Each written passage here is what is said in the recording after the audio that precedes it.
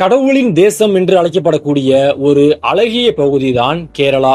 போன பதிவுல நம்ம கன்னடர்கள் யார், அவர்களின் வரலாறு என்ன என்று பார்த்திருந்தோம். அதுல நிறைய நண்பர்கள் கன்னடத்திற்கும் தமிழுக்கும் எந்த ஒரு தொடர்புமே கிடையாது என்று நிறைய கருத்துக்களை தெரிவிச்சிருந்தாங்க.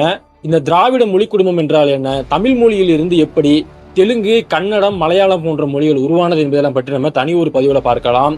இந்த பதிவுல கேரளா எனப்படும் பகுதியின் வரலாறு என்ன, கேரளாவில் இருக்கக்கூடிய மலையாளிகளின் வரலாறு என்ன, அங்கு இருந்த தமிழர்களின் நிலை என்ன ஆனது என்பதெல்லாம் பற்றி இந்த பதிவில் நாம் விரிவாக பார்க்கலாம்.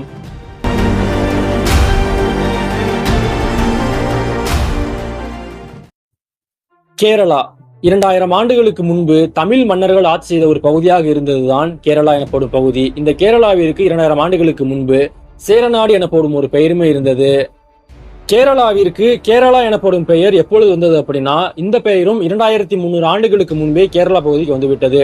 2300 ஆண்டுகளுக்கு முன்பு வட இந்தியாவில் இருந்த மிக பெரும் பேரரசு தான் மௌரிய பேரரசு. மௌரிய பேரரசை ஆட்சி செய்த அசோகர் அவருடைய பாறை கல்வெட்டுகள் என்ன சொல்லியிருப்பார் அப்படின்னா, சேர சோழ பாண்டியர்களை பற்றி ஒரு சில குறிப்புகளை கொடுத்துட்டு போயிருக்காரு. அதுல மௌரியர்களுக்கு கட்டுப்படாமல் தெற்கு பகுதியில் 4 நாடுகள் இருந்தன. அவை சோழர், பாண்டியர், சத்தியபுத்திரர் மற்றும் கேரளபுத்திரர் அப்படின்னு சொல்லியிருக்காரு. இதுல சத்தியபுத்திரர் அப்படின்னா அது அதியமான் மரபினரை குறிக்கும். அடுத்ததாக கேரளபுத்திர அப்படிங்கிறது பாத்தீங்கன்னா சேர மன்னரை குறிக்கும். அவருடைய கல்வெட்டுல கேரளபுத்திர அப்படின்னு இருக்கும். இந்த கேரளா எனப்படும் பெயர் என்பது 2300 ஆண்டுகளுக்கு முன்பே அந்த சேர நாட்டுக்கு இருந்த ஒரு பெயராகும். ஆனால் அன்றைய காலகட்டத்தில் இருந்த நம்முடைய தமிழர்கள் அந்த பகுதியை சேரநாடு என்றுதான் அழைச்சிருக்காங்க. சேரநாடு என்று பார்க்கும்பொழுது முழுக்க நம்முடைய தமிழ் மன்னர்கள் தான் அந்த பகுதியை ஆட்சி பண்ணாங்க. அந்த பகுதியில் வாழ்ந்த அனைத்து மக்களுமே நம்முடைய தமிழ் மக்கள் தான். 2000 ஆண்டுகளுக்கு முன்பு சேரநாட்டில் ஒரு மிக பெரும் துறைமுகம் இருந்தது. அந்த துறைமுகத்தின் பெயர் முசிறி. இந்த துறைமுகத்தில இருந்து தான் பல உலக நாடுகளுக்கு நம்முடைய தமிழர்கள் வணிகம் பண்ணியிருக்காங்க. குறிப்பா சொல்லணும் அப்படின்னா, எகிப்து, அரபு தேசங்கள், யவன தேசங்கள் போன்ற பல நாடுகளுடன் இந்த முசிறி துறைமுகத்திலிருந்து நம்முடைய தமிழர்கள் வணிகம் பண்ணியிருக்காங்க. அடுத்ததாக இந்த கேரளா, அதாவது சேரநாட்டின் பெருமைமிக்கு வரலாறு என்று எடுத்து பார்த்தோம் என்றால் ஒரு மிக பெரும் வரலாறு இருக்கிறது. அது என்னவென்றால் உருக்கு இரும்பு. இன்றைய காலகட்டத்துல ஆங்கிலத்துல வூட் ஸ்டீல் அப்படின்னு சொல்லுவாங்க. இந்த வூட் ஸ்டீலுடைய முன்னோர்கள் யார் அப்படின்னா நம்முடைய தமிழர்கள். குறிப்பாக சொல்லணும் அப்படின்னா சேரர்கள் தான் அன்றைய காலகட்டத்துல இந்த உருக்கு இரும்புல கை தேர்ந்தும் இருந்தாங்க. கொடுமணல் நடந்த அகழ்வாராய்ச்சியில ஏகப்பட்ட உருக்கு ஆலைகள் என்பதும் கண்டுபிடிக்கப்பட்டிருக்கிறது. நம்முடைய தமிழ்நாட்டில் உருவாக்கப்பட்ட இந்த உருக்கு இரும்புகள் எகிப்து, அரபு தேசங்கள், சிரியா போன்ற பல நாடுகளுக்கு ஏற்றுமதி செய்யப்பட்டு இருக்கின்றது. அரேபியர்களுக்கும் கிறிஸ்துவர்களுக்கும் இடையே சிலுவை போர் என்பது நடக்கும். அந்த சமயத்துல கிறிஸ்துவ படையினர் டமாஸ்கஸ், அதாவது சிரியாவினுடைய தலைநகர் மீது தாக்குதல் நடத்துவாங்க. அந்த சமயத்துல சிரியாவில் இருந்த படை வீரர்கள் அனைவரும் இந்த உருக்கு இரும்பை பயன்படுத்தி தான் ஆயுதங்களை செய்து கிறிஸ்துவர்கள் எதிர்ப்பாங்க. அந்த சமயத்துல அந்த ஆயுதம் வலிமையாக இருந்த காரணத்தினால கிறிஸ்துவர்களால அந்த ஆயுதத்திற்கு டமாஸ்கஸ் வார்டு எனப்படும் ஒரு பெயரும் வைக்கப்பட்டது. அதன் பிறகுதான் உலக புகழ்மிக்க டமாஸ்கஸ் ஸ்டீல் என்பதும் உருவானது. இந்த டமாஸ்கஸ் ஸ்டீலினுடைய தோற்றம் என்பது நம்முடைய தமிழர்கள் கொடுத்த உருக்கு இரும்பு தான். இந்த உருக்கு இரும்பை பயன்படுத்தி அவங்க அந்த டமாஸ்கஸ் ஸ்டீலை உருவாக்கியிருக்காங்க. இப்படி 2000 ஆண்டுகளுக்கு முன்பு இந்த கேரளா பகுதியில் வாழ்ந்த நம்முடைய தமிழர்கள் அனைத்திலுமே கைதேர்ந்து விளங்கியிருக்காங்க. வணிகத்துல கொடி கட்டி பறந்திருக்காங்க. இதன் பிறகு கால ஓட்டத்துல அங்கு இருந்த சேர மன்னர்களின் புகழ் என்பது கொஞ்சம் கொஞ்சமாக மங்க தொடங்கியது. களப்பிரர் படையெடுப்புக்கு பிறகு சேர மன்னர்கள் மிகவும் பலவீனமாக இருந்தாங்க. அந்த சமயத்தில் தான் வட இந்தியாவில் இருந்து ஒரு கூட்டம் கேரளாவோட குடியேற ஆரம்பிச்சாங்க. அவங்க யாரு அப்படின்னா நம்பூதிரி பிராமணர்கள். இந்த நம்பூதிரி பிராமணர்கள் யார், இவர்கள் எங்கிருந்து வந்தார்கள், இவர்கள் எப்படி தமிழ் மொழியை அழித்துவிட்டு மலையாளம் எனப்படும் ஒரு மொழியை உருவாக்கினாங்க என்பதை பற்றி நம்ம ஏற்கனவே 2 பதிவுகள் போட்டிருக்கோம். அதை பார்க்காதவங்க பார்த்துட்டு வந்துருங்க. நம்பூதிரி பிராமணர்கள் கேரளாவில் குடியேறின பிறகு இவங்க கொஞ்சம் கொஞ்சமாக அரசின் மிக முக்கிய பதவிக்கு போறாங்க. அதன் பிறகு 4 தளிகள் எனப்படும் ஒரு சக்தி வாய்ந்த அமைப்பையும் உருவாக்குறாங்க.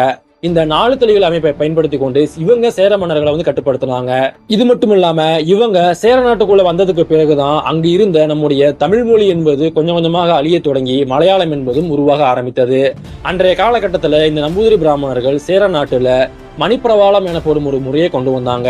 இந்த மணிப்பிரவாள முறை என்பது அப்படின்னா என்னன்னா, தமிழ் மொழியையும் சமஸ்கிருத மொழியையும் ஒன்றோடு ஒன்றாக சேர்த்து எழுதி புதிதாக ஒரு மொழியை உருவாக்க ஒரு முறை. இந்த மாதிரியான ஒரு முறையை கொண்டு வந்துட்டு தான் அங்கு இருந்த நம்முடைய தாய்மொழியான தமிழ் மொழியை அழித்து விட்டு அதற்கு பதிலாக மலையாளம் எனப்படும் ஒரு புதிய மொழியுமே உருவாக்குனாங்க.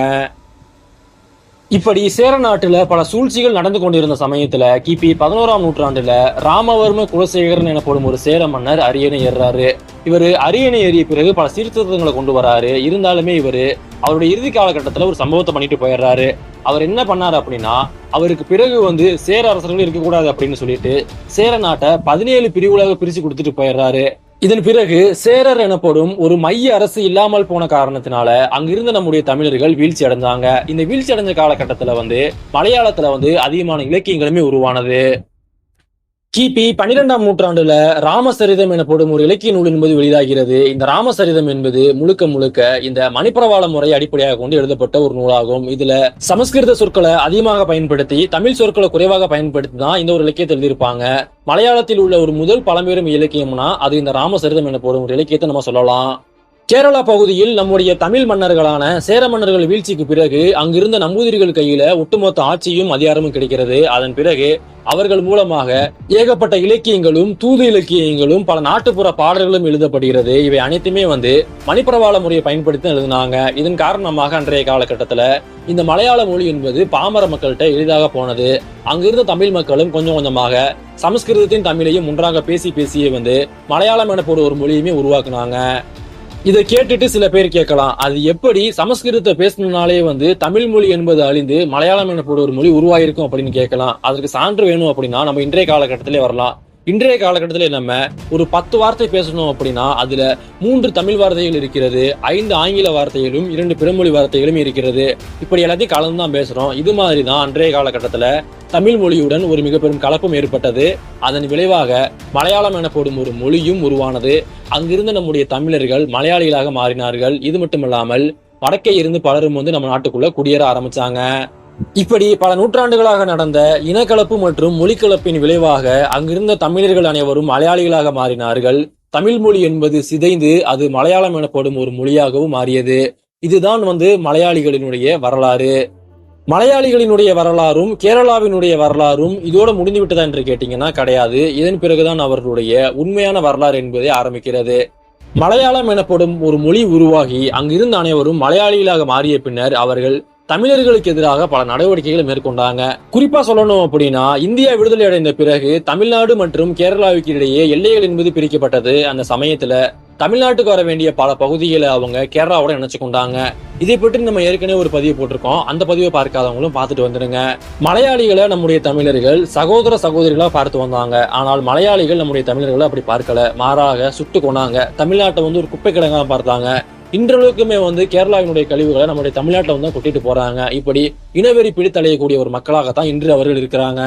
இந்த வீடியோ உங்களுக்கு பிடிச்சிருந்தா லைக் பண்ணுங்க, ஷேர் பண்ணுங்க. உங்களுக்கு அடுத்து எந்த மாதிரி வீடியோ வேணுங்கிறத மறக்காம கமெண்ட் பண்ணுங்க. மேலும் இது போன்று வரலாறு சம்பந்தமான பல பதிவுகளுக்கு நம்முடைய சேனலை சப்ஸ்கிரைப் பண்ணிக்கொள்ளுங்க. நன்றி.